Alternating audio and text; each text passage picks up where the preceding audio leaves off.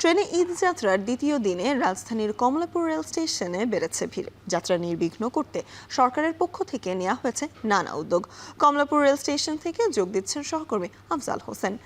আফজাল, কমলাপুরে যাত্রীদের ভিড় কেমন দেখছেন এবং কোনো ধরনের ভোগান্তি আপনার চোখে পড়েছে কিনা?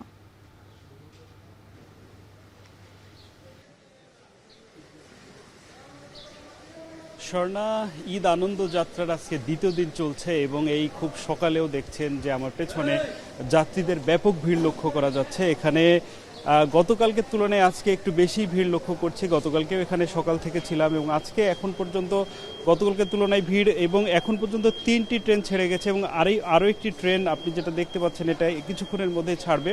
এবং এখন পর্যন্ত আমাদের কাছে থাকা তথ্য অনুযায়ী প্রতিটি ট্রেনই সময় মতো ছেড়েছে।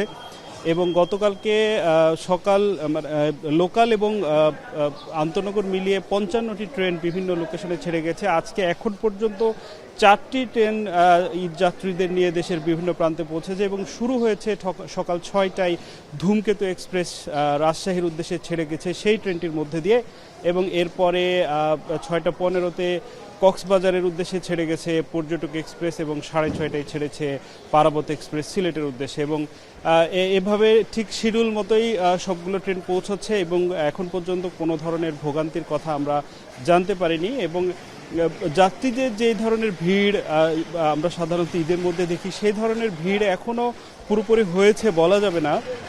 এখানে যারা সংশ্লিষ্ট আছেন তারা বলছেন হয়তো আগামী সোমবার থেকে তারা হয়তো এই ধরনের একটি বড় ধরনের ভিড় হয়তো লক্ষ্য করা যেতে পারে। এবং এখন পর্যন্ত আমাদের ট্রেনের ছাদে ভ্রমণের কোনো দৃশ্য দেখতে পাইনি। সাধারণত যারা টিকিট পাননি তাদের সীমিত আকারে স্ট্যান্ডিং টিকিট দেওয়া হচ্ছে, এর বাইরে সবাই মোটামুটি সিটেই ভ্রমণ করছেন। যদিও টিকিট কাটার ক্ষেত্রে অনলাইনে টিকিট ক্রয়ের ক্ষেত্রে কিছুটা সমস্যা হয়েছে বলে যাত্রীরা আমাদেরকে জানিয়েছেন। এছাড়া তেমন কোনো আসলে ভোগান্তির তথ্য আমাদের কাছে আসেনি, বরং তারা যে এই যে যাত্রা সেটা ভীষণভাবে উপভোগ করছেন। নগরের ব্যস্ত জীবন শেষে বছরের এই সময়টার জন্য আসলে তারা প্রত্যাশা করে থাকেন, আশা করে থাকেন যে এই সময়টা পরিবারে যাবেন, নিজ পুরানো বন্ধু বান্ধবের সাথে, যেখানে বেড়ে উঠেছেন, যেই জায়গাতে নিজেদের শৈশব কেটেছে সেখানে যাবেন, নিজের পরিবার এবং আত্মীয়দের সাথে ঈদ করবেন, তাদের সাথে ঈদের আনন্দ ভাগাভাগি করবেন।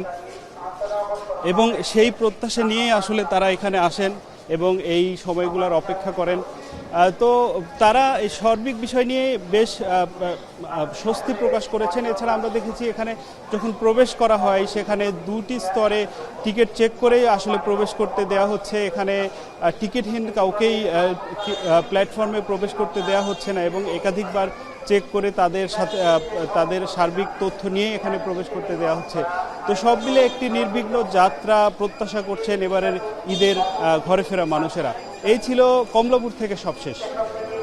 অবশ্যই সহকর্মী আফজাল হোসেন আমাদের সাথে যুক্ত ছিলেন কমলাপুর রেল স্টেশন থেকে।